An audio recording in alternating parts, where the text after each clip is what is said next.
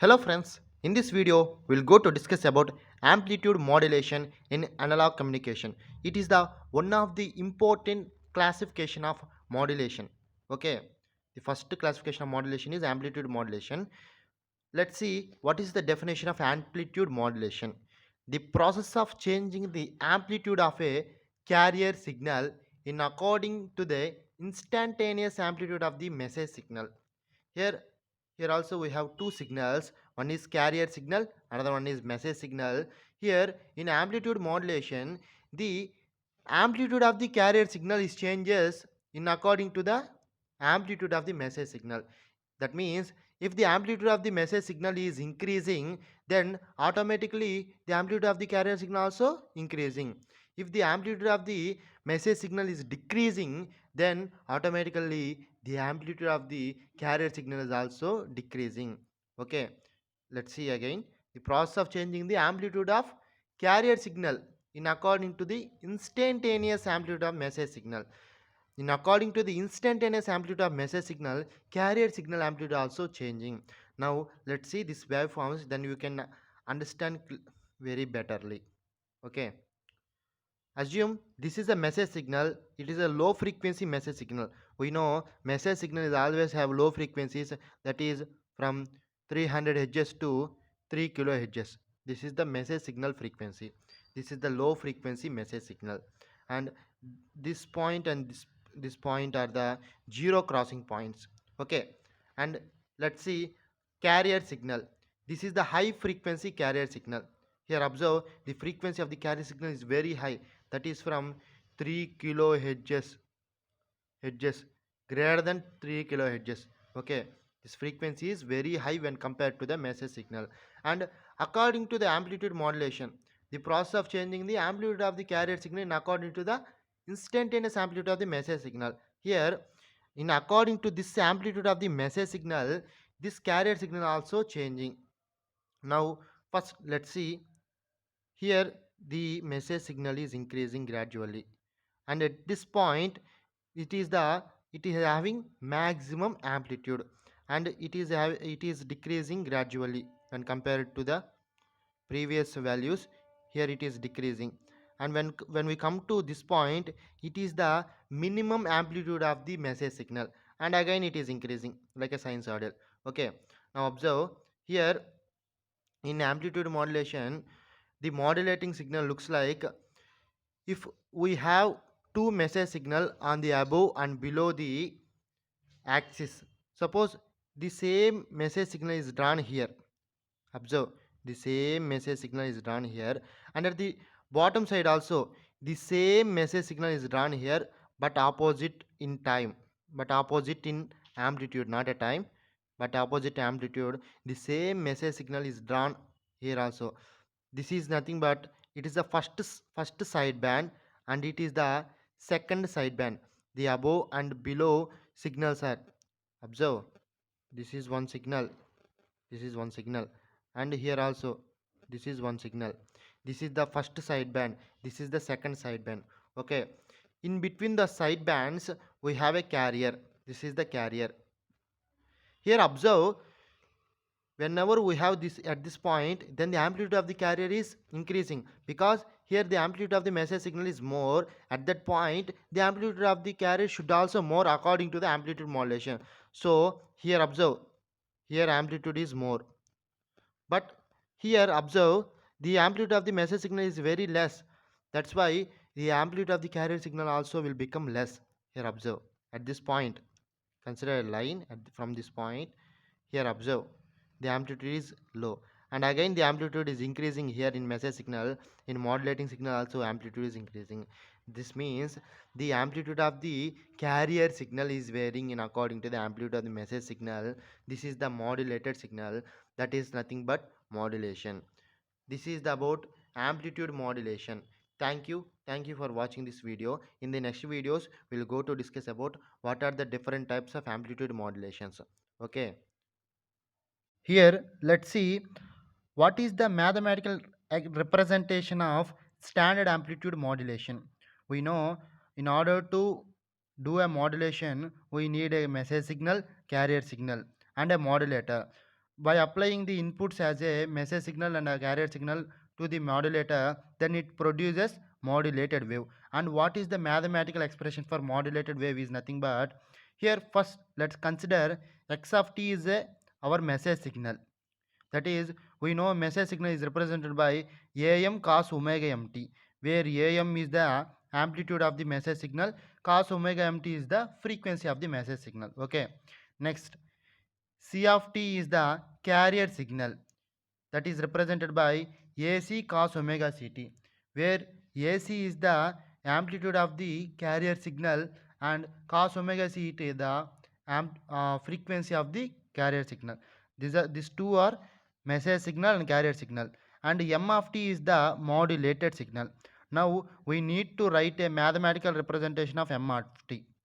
That is why we have one predefined formula for representing m of t. That is nothing but the modulated signal can be represented in am as the modulated signal can be represented in an am as m of t equal to amplitude of carrier signal plus message signal into frequency of the carrier signal.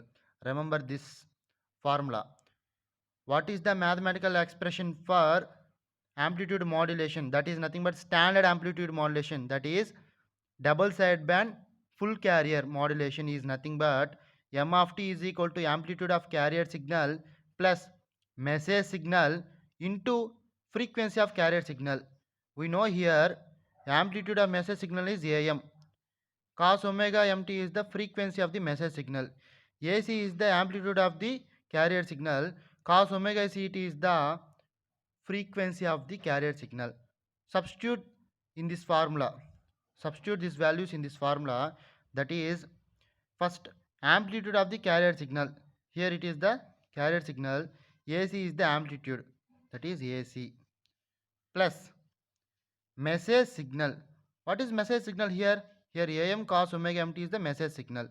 AC plus am cos omega mt into, next, into frequency of carrier signal.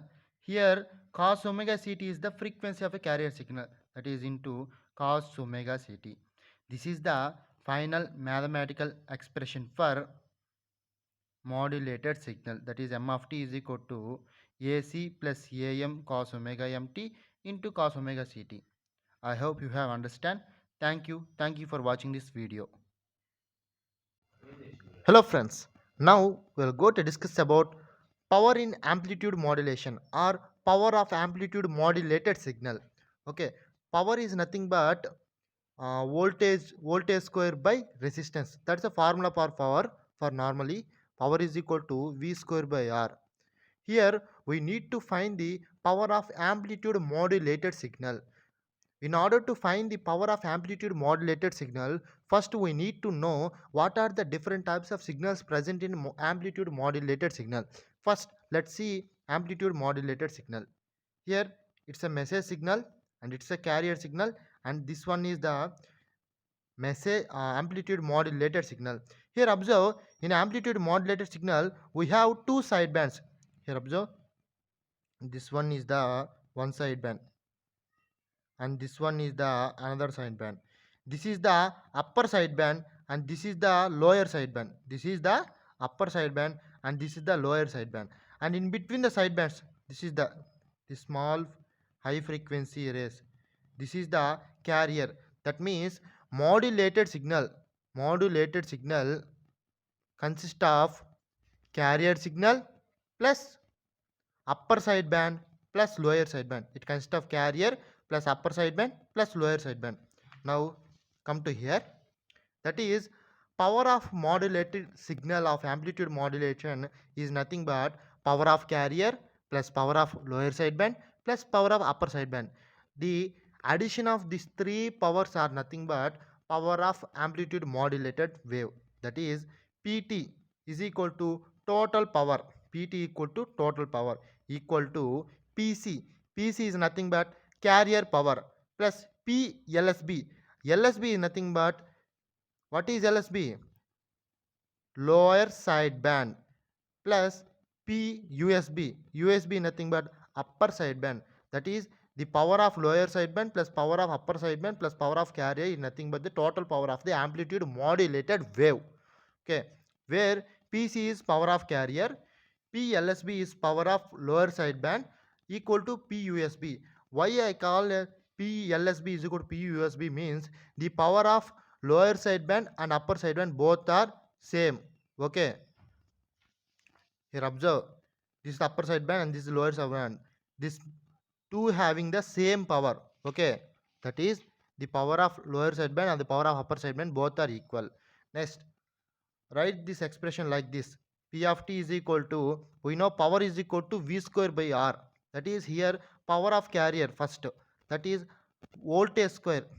V square is nothing but voltage square of carrier by R plus power of LSB means V square LSB by R plus power of USB means V square USB by R.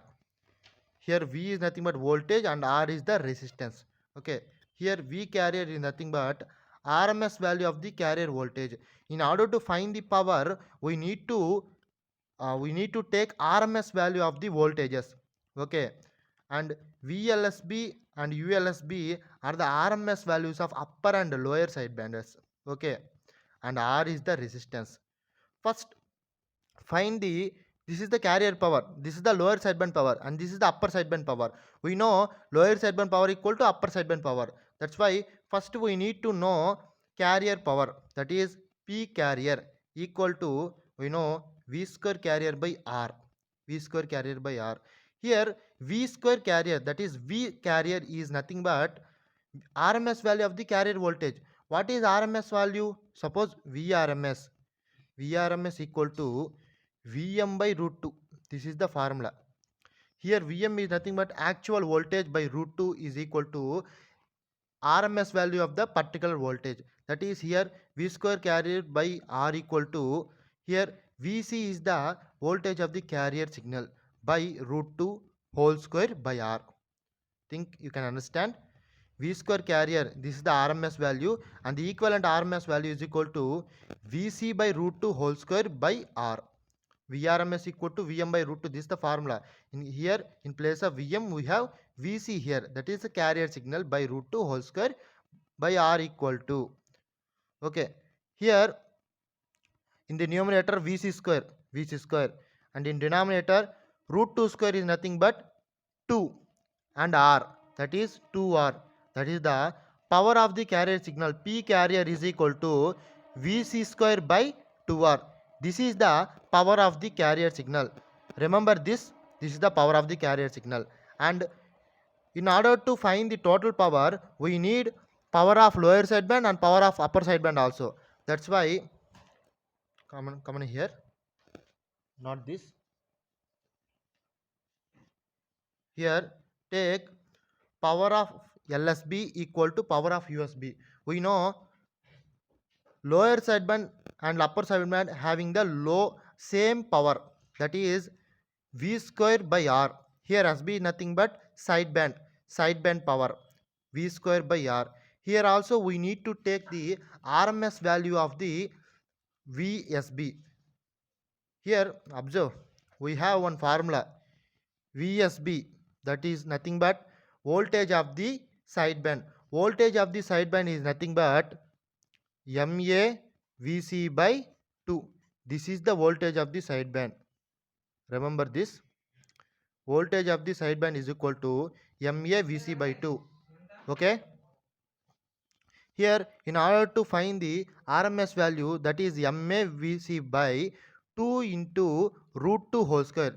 This is the equivalent representation of RMS form. That's why we need to divide this entire term into root 2 whole square by R equal to MA square C square by root 2 square is 2. 2 into 2, 2 into 4, this is the 2, and 2 square is 4, and 4 into 2 is 8. 8R. This is the power of lower sideband and upper sideband. Here, substitute power of carrier, power of lower sideband and power of upper sideband in PT. PT is nothing but total power in PT. PT means this one.